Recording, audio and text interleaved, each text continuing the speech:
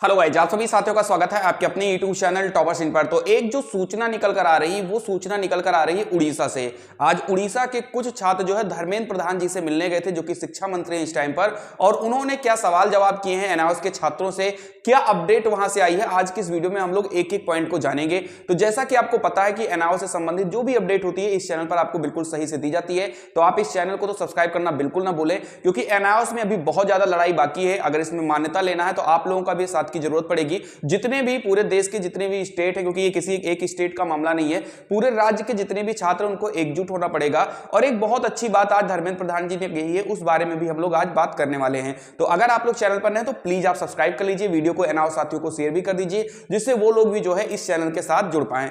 चलिए स्टार्ट करते हैं वीडियो को। तो आप देख सकते हैं स्क्रीन पर धर्मेंद्र प्रधान जी हैं, और इनको सभी लोग जानते हो, ऐसा नहीं है कि ये कोई छुपी रुस्तम है, सभी इनको जानते हो। और आज इनसे उड़ीसा के जो छात्र हैं वो मिलने गए थे, और इसी जो है संबंध में गए थे कि आप एक गैजेट जारी करवाइए जिसमें एनआईओएस को शामिल किया जाए और किसी भी भर्ती के लिए वो लोग एलिजिबल हो जाएं। उसके बाद धर्मेंद्र प्रधान जी ने एक बात बोली, और वो बात जब बोली तो कहीं ना कहीं उड़ीसा के जो छात्र थे वो थोड़े से परेशान हो गए। जो धर्मेंद्र प्रधान जी ने था, इन्होंने सीधा सीधा बोला कि कहां पर लिखा है सुप्रीम कोर्ट के ऑर्डर में कि अगर अगर जो है भारत सरकार गैजेट जारी कर दे तो जो यहां पर एनआईओएस के छात्र हैं वो वैलिड हो जाएंगे। साथ ही साथ अगर मैं बताऊं तो धर्मेंद्र प्रधान जी का जो रुख था वो बहुत नरम था, और एनआईओएस के छात्र जो है काफी अच्छे से इन्होंने बात भी किया।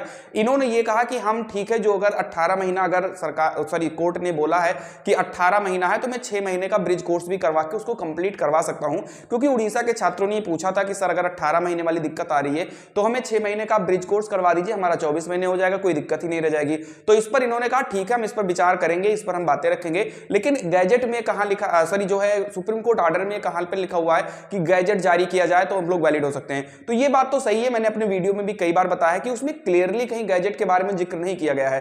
सुप्रीम कोर्ट ने ये नहीं बताया है कि गैजेट जारी करवा लीजिए तो आप वैलिड हो जाओगे, नहीं, ऐसा सुप्रीम कोर्ट ने नहीं कहा।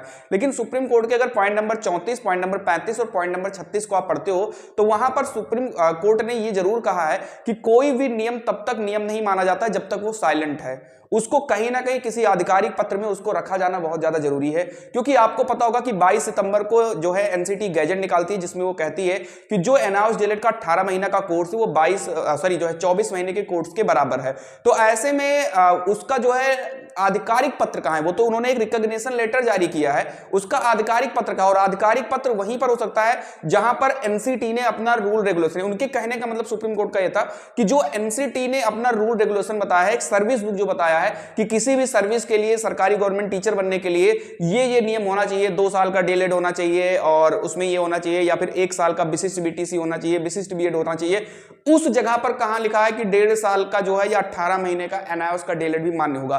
तो कहीं ना कहीं ये उनके कहने का मतलब था कि या तो उन चीजों को कहीं आप आधिकारिक रूप से लाइए कि हां 18 महीना का जो एनआईओएस डीएलएड का जो कोर्स है वो जो है यहां पर 2 साल के रेगुलर डीएलएड के बराबर है, इस तरीके का कहीं ऐसी जगह पर इसका नियम बनाया जाए। ये चीज सुप्रीम कोर्ट कहना चाह रही थी, ऐसा नहीं था कि उन्होंने ये कहा कि गैजेट में आप जाइए। समझ रहे हो ना हम क्या कह रहे हैं? हम यही कह रहे हैं कि उनके कहने का मतलब यह था कि जो सर्विस बुक है या जो सर्विस के लिए जो रूल बनाए गए एनसीटी के द्वारा, वहां पर कहीं पर लिखा है कि 18 महीने वाला वैलिड होगा, वहां पर तो हर जगह पर यही लिखा है कि 2 साल का डीएलएड वैलिड होगा, तो वहां पर भी नहीं लिखा है। और दूसरी चीज जो है, जो गैजेट होता है, कोई भी भर्ती के लिए जो रूल बनते हैं वो गैजेट में होते हैं, तो उस गैजेट में भी कहीं एनआईओएस का जिक्र नहीं किया गया है। तो इस वजह से उन्होंने कहा था कि अगर कोई रूल में कोई गैप होता है तो वो गैप, इसका मतलब यही है कि उसमें दिक्कतें हैं। तो इस वजह से यहां पर जो छात्र हैं वो जो है गैजेट में शामिल करवाने की बात कर रहे हैं कि उस गैजेट में शामिल कर दिया जाए, और उसमें सीधा ये मेंशन कर दिया जाए कि जो ये 18 महीने का जो कोर्स है वो 2 साल के रेगुलर डीएलएड के बराबर है।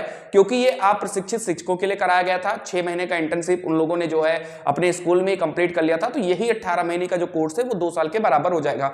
ये चीजें जो है वहां पर धर्मेंद्र प्रधान जी को बताने की जरूरत है। तो जो भी इसको लीड कर रहे हैं, जो भी लोग जा रहे हैं, वो थोड़ा सा इस केस को स्टडी करके जाएं। किसी को कोई चीज समझ में नहीं आ रही है तो किसी वकील से बात कर लें, वकील आपको चीजें समझा देगा, और उस बिहाफ पर आप शिक्षा मंत्री जी से मिलें। धर्मेंद्र प्रधान जी ने बहुत ही अच्छे से जो है छात्रों को आश्वासन दिया है कि अगर चीजें क्लियर हो जाएंगी तो कोई दिक्कत नहीं, 6 महीने का ब्रिज कोर्स हो सकता है, या और भी जो जरूरी चीजें हैं वो यहां पर हो सकती है। तो ये चीजें तो बहुत अच्छा है, धर्मेंद्र प्रधान जी ने अच्छे से बातें की है। देखो इसमें एक प्रॉब्लम और आ रही है, और वो प्रॉब्लम ये है कि एनआईओएस डीएलएड जो है पूरे लाइफ में एक ही बार हुआ है। एक बार 2017 में आया था, ना उसके पहले कभी हुआ था, ना उसके बाद कभी हुआ है। तो ये चीजें दिक्कतें इसलिए आ रही है क्योंकि चाहे एनसीटी के अधिकारी हो, चाहे एनआईओएस के अधिकारी, एनआईओएस छोड़िए, पहले एनसीटी के अधिकारी हुए, चाहे फिर एमएचआरडी के अधिकारी हुए, वो लोग आए दिन बदल जाते हैं। और जब एनायोस कोर्स लॉन्च हुआ तो उस समय पर शिक्षा मंत्री कोई और था, आज शिक्षा मंत्री कोई और है। एक ही बार हुआ है तो जाहिर सी बात है उनके पास ये फाइलें पहुंचती नहीं होंगी, और उनके पास फाइल नहीं पहुंचती तो उनको इस केस के बारे में पता ही नहीं होगा।